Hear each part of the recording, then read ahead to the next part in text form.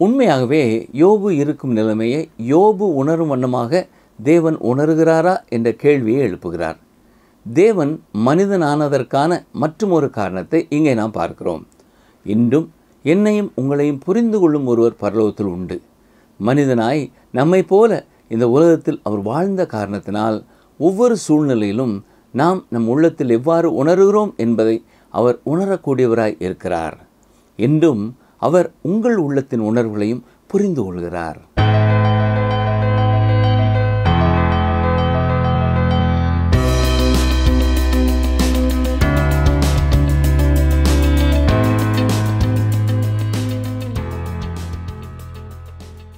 யோபுவின் புத்தகத்தை ஆழமாக கற்றுக்கொள்ள வாஞ்சையோடு காத்திருக்கும் நேயர்களை இயேசு கிறிஸ்துவின் இனிய நாமத்தினாலே வாழ்த்துகிறோம். நாம் கடந்த நிகழ்ச்சியிலே யோபு 7ஆம் அதிகாரம் 13ஆம் வசனம் முதல் 9ஆம் அதிகாரம் 13ஆம் வசனங்கள் வரை கற்றுக்கொண்டோம். அந்த பாடத்திலே யோபு தான் சாத்தானால் சோதிக்கப்படுகிறேன் என்பதை அறியாதவனாய் செல்வத்தை இழந்து, பிள்ளைகளை இழந்து, சரீர சுகத்தை இழந்து நிற்கும்போது ஆறுதல் சொல்ல வந்த யோபுவின் நண்பர்கள் யோபு தான் குற்றவாளி என்பது போல யோபுவை பார்த்து கொண்டிருந்தார்கள். தங்கள் வார்த்தைகளினாலே அதை வெளிப்படுத்தினார்கள் என்றும் கற்றுக்கொண்டோம். மேலும் நித்தியமான காரியங்களை நாம் அறிந்து கொள்ள ஒரே வழி கர்த்தருடைய வார்த்தைதான் என்பதையும் கற்றுக்கொண்டோம். இன்று நாம் யோபு 9ஆம் அதிகாரம் 14ஆம் வசனம் முதல் 11ஆம் அதிகாரம் 5ஆம் வசனங்கள் வரை கற்றுக்கொள்ள இருக்கிறோம். இந்த பாடத்திலே யோபுவின் உண்மையான ஏக்கம் என்ன? யோபு தன்னை குறித்து எவ்வளவு உயர்வான எண்ணம் கொண்டிருந்தார்? தேவனுடைய எதிர்பார்ப்பை பூர்த்தி செய்தது யார்? ஆழமாக கற்றுக்கொள்ள தொடர்ந்து எங்களுடன் இணைந்திருங்கள். பிரியமான வேதாராய்ச்சி நேயர்களே, இந்நாட்களிலே நாம் யோபுவின் சரித்திரத்தை கற்று வருகிறோம். யோபு தான் சாத்தானால் சோதிக்கப்படுகிறேன் என்பதை அறியாதவனாய் செல்வத்தை இழந்து, பிள்ளைகளை இழந்து, சரீர சுகத்தையும் இழந்து நிற்கும் பொழுது ஆறுதல் சொல்ல வந்த யோபுவின் நண்பர்கள் யோபுதான் குற்றவாளி என்பது போல யோபுவை பார்த்து கொண்டிருந்தார்கள். தங்கள் வார்த்தைகளினாலே அதை வெளிப்படுத்தினார்கள். 8வது அதிகாரத்திலே பில்தாத்தின் வார்த்தைகளை கேட்ட யோபு இப்பொழுது அதற்கு பதில் சொல்லிக் கொண்டிருக்கிறார். யோபு 9ஆம் அதிகாரம் 13-14 வசனங்களிலே சொல்லும் பொழுது, தேவன் தம்முடைய கோபத்தை திருப்ப மாட்டார். ஒருவருக்கொருவர் துணை நிற்கிற அகங்காரிகள் அவருக்கு அடங்க வேண்டும். இப்படி இருக்க அவருக்கு மறுமொழி கொடுக்கவும், அவருடைய வழக்காடும் வார்த்தைகளை தெரிந்து கொள்ளவும் நான் ஏமாத்திரம் என்று கூறினார். வசனம் 16 அவர் சொல்லும் பொழுது, நான் கெஞ்ச அவர் எனக்கு உத்தரவு அருளினாலும் அவர் என் விண்ணப்பத்துக்கு செவி கொடுத்தார் என்று நம்பேன் என்கிறார். உண்மையாகவே தேவன் தன்னுடைய சத்தத்தை கேட்டுக்கொண்டே இருக்கிறார் என்பதை யோபுவால் நம்ப முடியாதவராய் பேசுகிறார். வசனங்கள் 17 முதல் 19 வரை கவனியுங்கள். அவர் புசலினால் என்னை முறிக்கிறார், முகாந்திரம் இல்லாமல் அநேகம் காயங்களை எனக்கு உண்டாக்குகிறார். நான் மூச்சு விட எனக்கு இடம் கொடாமல் கசப்பினால் என்னை நிரப்புகிறார். பலத்தை பார்த்தால் அவரே பலத்தவர், நியாயத்தை பார்த்தால் என் பட்சத்தில் சாட்சி சொல்கிறவன் யார்? இங்கே யோபுவின் ஏக்கம் என்ன? எனக்காக அந்த தேவனிடத்திலே யார் வழக்காட முடியும் என்பதுதான் கேள்வி. வசனம் 20, நான் என்னை நீதிமானாக்கினாலும் என் வாயே என்னை குற்றவாளியாக்கும். நான் உத்தமன் என்று சொன்னாலும் நான் மாறுபாடானவன் என்று அது சாட்சி கொடுக்கும். இங்கே யோபு சொல்லுகிறது என்ன? நான் நல்லவனைப் போல நடித்தாலும் என்னுடைய வாயே என்னை குற்றவாளி என்று காட்டிவிடும். பின்னால் நாம் ஒரு இடத்திலே யோபு தன்னை குறித்து எவ்வளவு உயர்வான எண்ணம் கொண்டிருந்தார் என்பதை பார்க்க போகிறோம். ரோமர் 7ஆம் அதிகாரம் 18ஆம் வசனத்திலே பவுலப்போஸ்தலன் சொல்லும் பொழுது, என்னிடத்தில், அதாவது என் மாம்சத்தில் நன்மை வாசமாயிருக்கிறதில்லை என்று நான் அறிந்திருக்கிறேன் என்று சொல்லுகிறார்.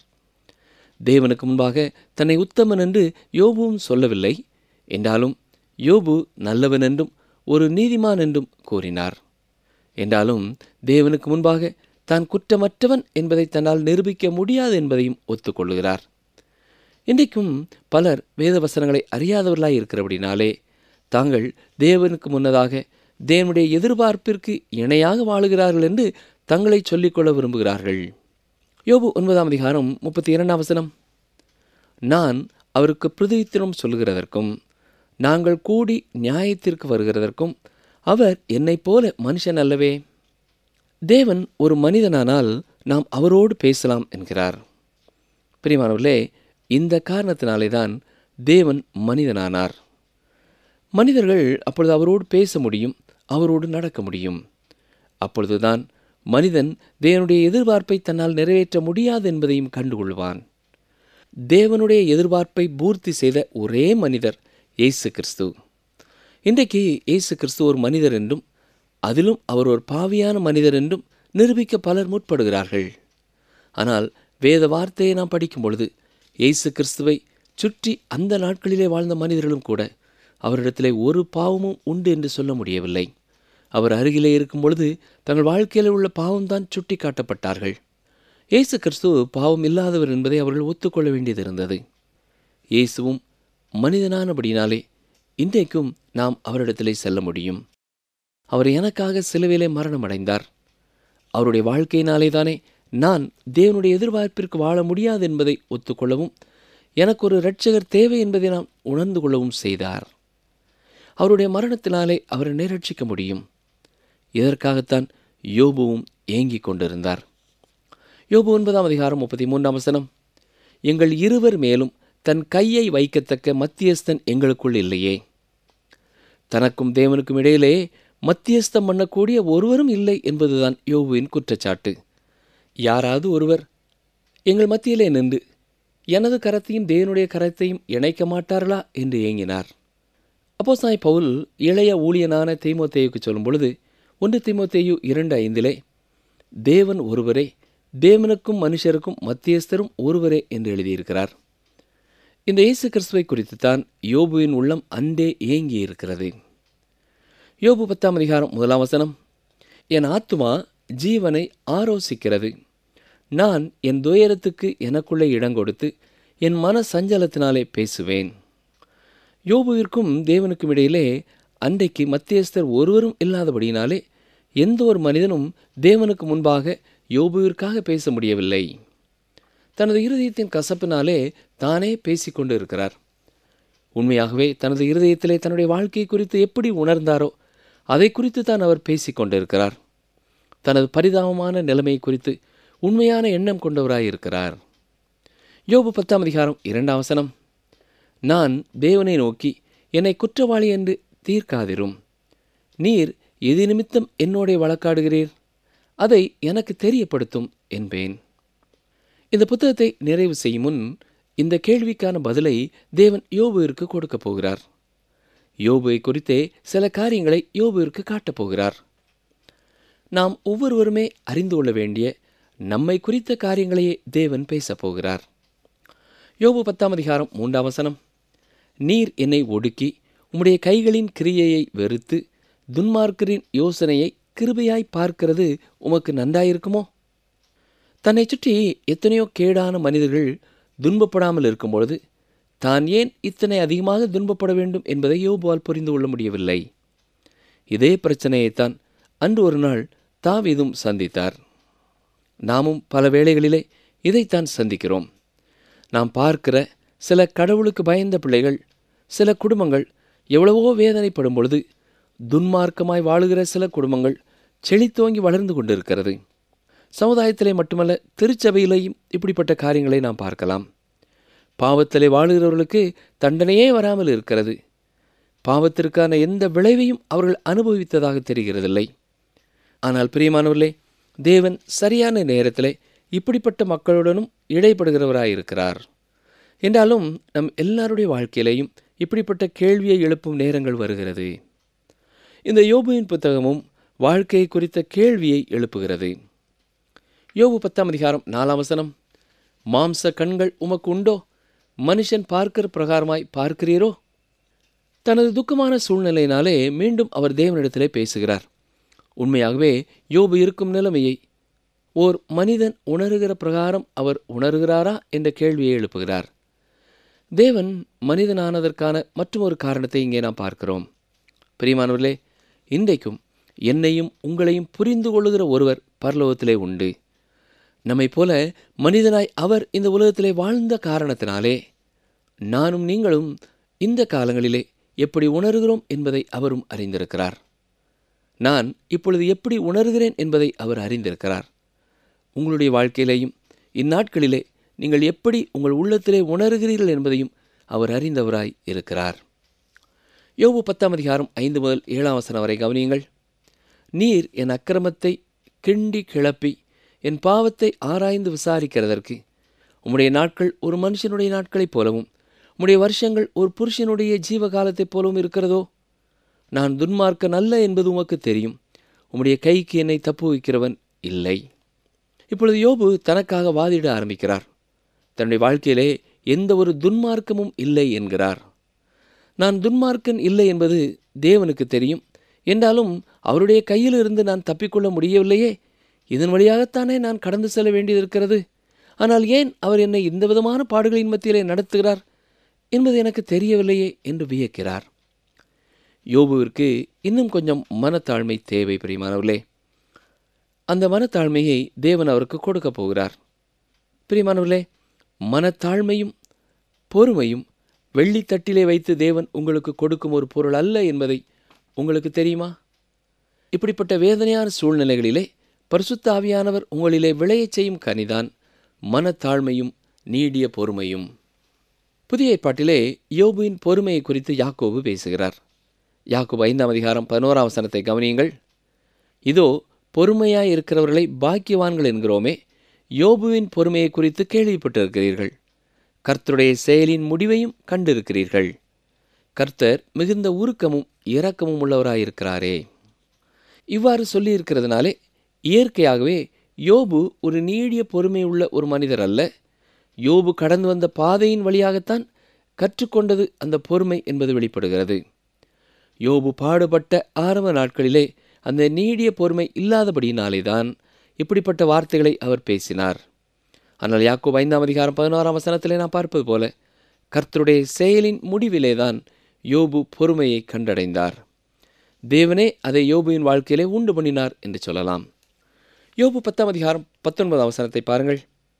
நான் ஒரு காலம் இல்லாதது போலிருந்து கற்பத்திலிருந்து பிரேத குழிக்கு கொண்டு போகப்பட்டிருப்பேன். ஏற்கனவே ஆரம்பத்தில் பேசிய அதே காரியத்தை இப்பொழுது யோபு மீண்டுமாக பேசுகிறார். வேதனைப்பட்டு கொண்டிருந்த இந்த காலத்திலே அவர் வாஞ்சித்த ஒரு காரியம் அவருடைய மரணம். இந்த கஷ்டங்கள் பாடுகளிலிருந்து தன்னை விடுவிக்கக்கூடியது மரணம் மட்டுமே என்று அவர் உணர்ந்தார். ஒரு தூக்கத்தைப் போல அவர் மரணத்தை வாஞ்சித்தார். அவர் ஜீவனோடு இருக்கும் பொழுது எந்த உணர்வையும் உணராத நிலைமைக்கு செல்ல அவர் வாஞ்சித்தார். தான் பிறந்திராமல் இருந்திருந்தால் எவ்வளவு நன்றாயிருந்திருக்கும் என்று யோசித்தார். பரிபூர்ண ஒரு விடுதலையை அவர் வாஞ்சிக்கிறார். அருமையானவர்களே, இந்த நிகழ்ச்சியை கேட்டுக்கொண்டிருக்கிற நாட்களிலே உங்களுடைய வாழ்க்கையிலேயும் நீங்கள் கடந்து வருகிற பாடுகளின் மத்தியிலிருந்து துன்பங்களின் மத்தியிலிருந்து பூரணமாக விடுவிக்கப்பட்டால் நன்றாயிருக்குமே என்று நீங்கள் யோசிக்கலாம். மரணம் இந்த பாடுகளிலிருந்து விடுதலை செய்துவிடும் என்று யோபு மட்டுமல்ல, எலியாவும் ஒரு காலத்திலே யோசித்தார். யோனா அதை வாஞ்சித்தார். ஆனால் உண்மை என்னவென்றால் இந்த எண்ணங்கள் எந்த விதத்திலேயும் உங்களுக்கு உதவி செய்ய போகிறதில்லை. நீங்கள் பிறந்திராமல் இருந்திருந்தால் எவ்வளவு நன்றாயிருக்கும் என்று சிந்திக்கிற நேரம்தான் வீண். சீக்கிரமாக மரித்து போனால் நலமாக இருக்குமே என்று எண்ணுவதிலேயும் பயனில்லை. தாங்கள் விரும்பியதினாலே எந்த ஒரு மனிதரும் மரிக்கிறதில்லை. மரணத்தை நாங்கள் வாஞ்சித்தோம் என்று சொல்கிற எவருமே உண்மையிலே அதை வாஞ்சிக்கவில்லை. உண்மையாக மனிதர்கள் மரணத்தை சந்திக்கும் பொழுது தாங்கள் வாழவே விரும்புகிறோம் என்று சொல்லுகிறார்கள். எனவே மரணத்தை குறித்து யோபு உண்மையாக பேசுகிறார் என்று சொல்ல முடியாது. ஆனால் தன்னுடைய இருதயத்தை அவர் வெளியே கொட்டுகிறார். தேவன் யோபுவின் உள்ளத்தின் ஆழத்திலேயும் யோபுவை சந்திக்கப் போகிறார். இன்றைக்கும் கர்த்தருடைய பரிசுத்தவான்களிலே சிலருடைய வாழ்க்கையிலேயும் பெருமையும் கடினமான இருதயமும் இருக்கிறது. யோபுவோடு கூட தேவன் செயல்பட்டது போல தேவன் நம்மிலே சிலருடைய வாழ்க்கையிலேயும் செயல்பட வேண்டியது இருக்கிறது. தொடர்ந்து யோபு 11 நாம் கடந்து செல்வோம். இங்கே சோப்பாருடைய முதல் உரையை நாம் பார்க்கிறோம். சோப்பார் எதையுமே சட்ட ரீதியாக பார்க்கும் ஒருவர். தேவன் சட்ட திட்டத்தின்படிதான் செயல்பட்டு கொண்டிருக்கிறார் என்று சொல்கிறார். ஒரு குறிப்பிட்ட சூழ்நிலையிலே தேவன் எப்படி செயல்படுவார் என்பது தனக்கு தெரியும் என்பது போல பேசுகிறார். இவர் பில்தாத்தை விட வித்தியாசமானவர். பில்தாத்தினுடைய வார்த்தை என்ன? முந்திய காலங்களிலே சென்று கடந்த காலங்களில் நடந்தவற்றை கொண்டு நாம் பாடங்களை கற்றுக்கொள்ளலாம் என்று சொன்னார். விஞ்ஞான ரீதியான ஒரு மனநிலை உள்ளவர். பாறைகளையும் எலும்புகளையும் கண்டு இது இத்தனை 1000 ஆண்டுகளுக்கு முன்னாலே வாழ்ந்த ஒன்று என்று சொல்பவரைப் போல பில்தாத் இருந்தார். சோப்பாரும் ஓரளவு விஞ்ஞான எண்ணம் கொண்டவர்.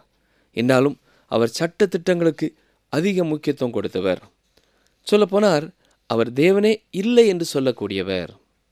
அதாவது இந்த உலகமே தானாக ஏங்கி கொண்டிருக்கிறது, தானாக சில சட்ட திட்டங்களுக்கு உட்பட்டு ஏங்கி கொண்டிருக்கிறது என்று சொல்லக்கூடியவர். பிரியமானவர்களே, சட்ட திட்டங்களை உருவாக்குகிற ஒருவர் இல்லாமல் இந்த சட்ட திட்டங்கள் உண்டாக முடியாது. சோப்பாருடைய யூகம் என்ன?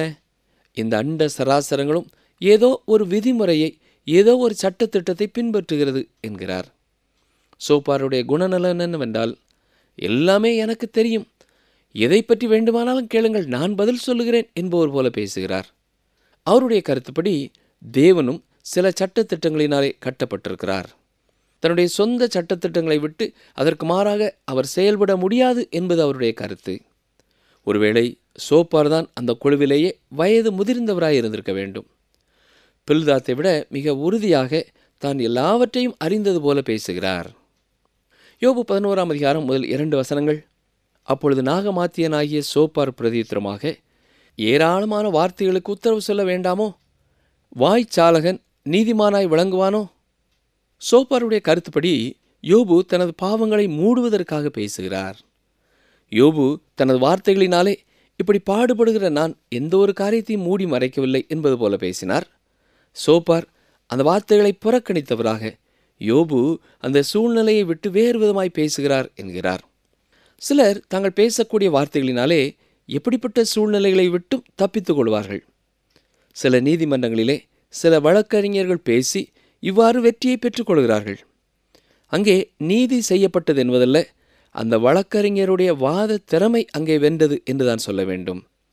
ஆனால் யோபுவை பொறுத்த மட்டிலேயும் இந்த வார்த்தைகள் உண்மை அல்ல. யோபு 11ஆம் அதிகாரம் 3ஆம் வசனம். உம்முடைய வீம்பு வார்த்தைகளுக்கு மனுஷர் மௌனமாயிருப்பார்களோ? நீர் பரியாசம் பண்ணும்போது ஒருவரும் உம்மை வெட்கப்படுத்த வேண்டாமோ? சோப்பார் மேலும் ஒரு படி சென்று யோபு பொய் சொல்வதாக குற்றம் சாட்டுகிறார். யோபுவை ஒரு மாய்மாலக்காரன் என்கிறார். எனவே பில்தாத்தின் வார்த்தைகளை விட இவருடைய வார்த்தை கடுமையானதாய் இருக்கிறது.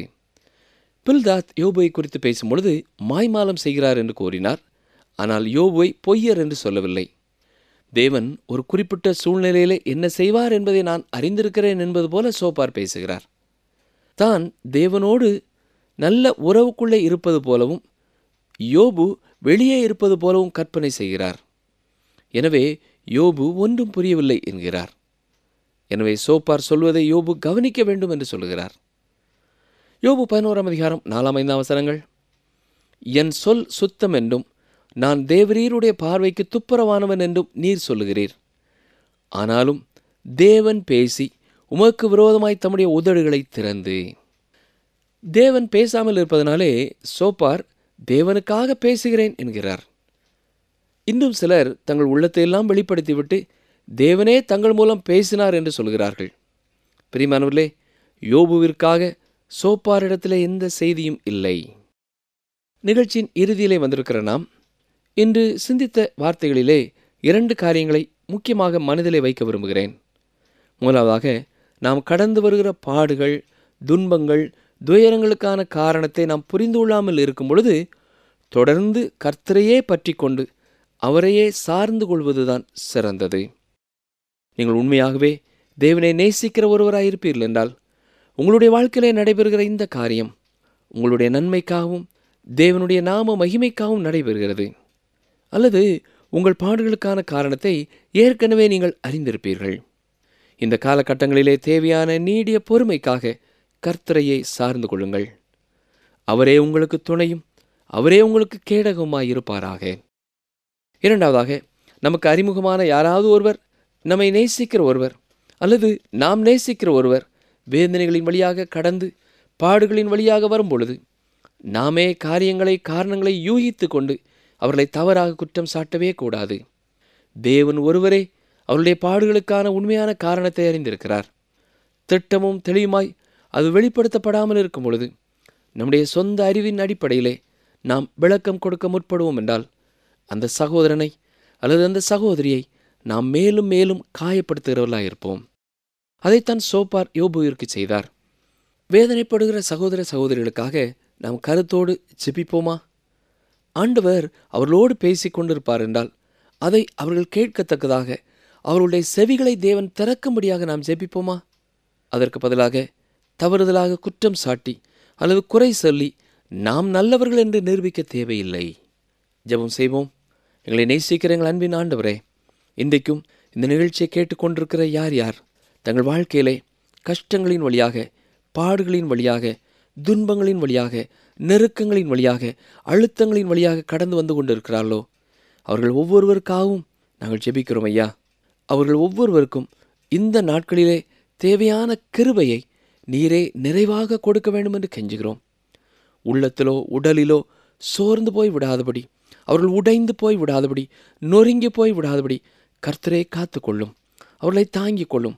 உம்முடைய வார்த்தைகளினாலே அவர்களை நீர் உற்சாகப்படுத்தும். உம்முடைய வல்லமையினாலே அவர்களை இடைகட்டும். இந்த எல்லா சூழ்நிலைகளின் மத்தியிலேயும் அவர்கள் உம்மை சார்ந்து கொள்ளவும், உம்மை பற்றி பிடித்து கொள்ளவும் உதவி செய்யும். நீர் காட்டும் வழியை அறிந்து புரிந்து அதிலே தொடர்ந்து நடக்க கிருபை செய்யும். சீக்கிரமாக பூரண ஒரு விடுதலையை கொடுத்து உம்முடைய கனத்தினாலும் மகிமையினாலும் அவர்களை நிரப்பியறலும். எங்களுடைய வாழ்க்கையிலையும் கஷ்டப்படுகிற, வேதனைப்படுகிற, சோதனையின் மத்தியிலே கடந்து வருகிற யாரையாவது நாங்கள் தவறாக குற்றம் சாட்டியிருப்போம் என்றால், வார்த்தையினாலே வெளியே சொல்லாவிட்டாலும் எங்களுடைய மனதிலே அவ்வாறு நாங்கள் சிந்தித்திருப்போம் என்றால் எங்களை மன்னிக்க வேண்டும் என்று கெஞ்சுகிறோம். நாங்கள் யாரையாவது குற்றம் சாட்டி உமக்கு முன்னால் நாங்கள் குற்றவாளிகளாயிராதபடி எங்களை ஒவ்வொரு நாளும் காத்துக்கொள்ள ஒப்புக் கொடுக்கிறோம். இயேசு கிறிஸ்துவின் நாமத்தினாலே வேண்டிக் கொள்கிறோம் பிதாவே, ஆமேன். அன்பர்களே, இந்த நாளிலும் நாம் கற்றுக்கொண்டது என்ன? இன்றைக்கும் பல வேத வசனங்களை அறியாதவர்களாய் இருப்பதினாலே தாங்கள் தேவனுக்கு முன்னதாக தேவனுடைய எதிர்பார்ப்புக்கு இணையாக வாழ்கிறார்கள் என்று தங்களை சொல்லிக்கொள்ள விரும்புகிறார்கள். தேவனுடைய எதிர்பார்ப்பை பூர்த்தி செய்த ஒரே மனிதர் இயேசு கிறிஸ்து. இயேசுவும் மனிதரானபடியினாலே இன்றைக்கும் நாம் அவரிடத்திலே செல்ல முடியும். யோபுவிற்கும் தேவனுக்கும் இடையிலே அன்றைக்கு மத்தியஸ்தர் ஒருவரும் இல்லாதபடியினாலே எந்த ஒரு மனிதனும் தேவனுக்கு முன் யோபுவிற்காக பேச முடியவில்லை. நாம் நேசிக்கும் ஒருவர் வேதனைகளின் வழியாக கடந்து பாடுகளின் வழியாக வரும்போது நாமே காரணங்களை யூகித்து கொண்டு அவர்களை தவறாக குற்றஞ்சாட்டக்கூடாது. மீண்டும் அடுத்த நிகழ்ச்சியில் சந்திப்போம். கர்த்தர் உங்களை ஆசீர்வதிப்பாராக. கர்த்தர் உனக்கு ஒரு வீட்டை கட்டுவார். 1 நாளாகமம் 17:10.